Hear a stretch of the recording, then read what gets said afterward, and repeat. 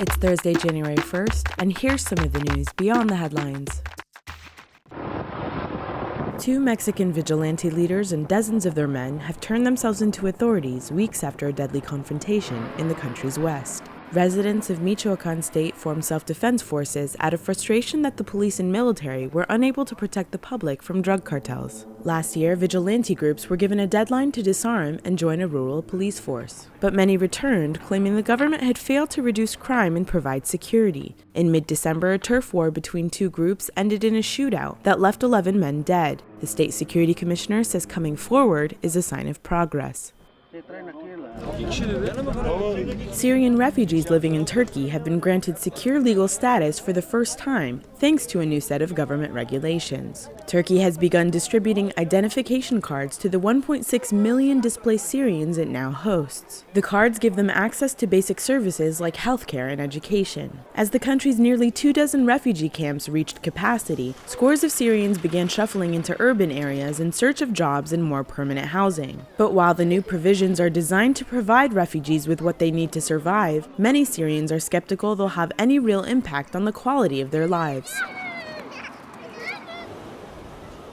Terrorism is threatening Kenya's tourism industry. The coastal city of Mombasa boasts some of the most popular beaches in East Africa, typically flooded with tourists over the Christmas holiday. That's not the case this year. An uptick in attacks by the Somali militant group Al-Shabaab has kept both foreigners and Kenyans at bay. The industry shrank nearly 15% from last year, dealing a blow to local businesses. We have to go to work, we have to go to school, we have to go to wherever we are going, and it's like our security is at jeopardy, so it's hard. Innocent lives are being lost. This is crazy.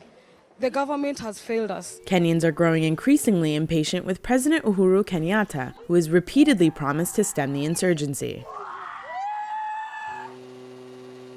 Scientists are developing a new device that could help diagnose juvenile diabetes with a simple breath test. Researchers at Oxford University have identified the sweet-smelling chemical acetone as an early indicator of the disease, which affects more than 370 million people worldwide. They discovered a link between high levels of acetone and the presence of blood ketones, a symptom of the dangerous complication diabetic ketoacidosis. With a quick blow through a mouthpiece, young patients can be screened without the pain of a fingerstick and blood test. The team hopes to have the device ready for doctors' offices by mid-year.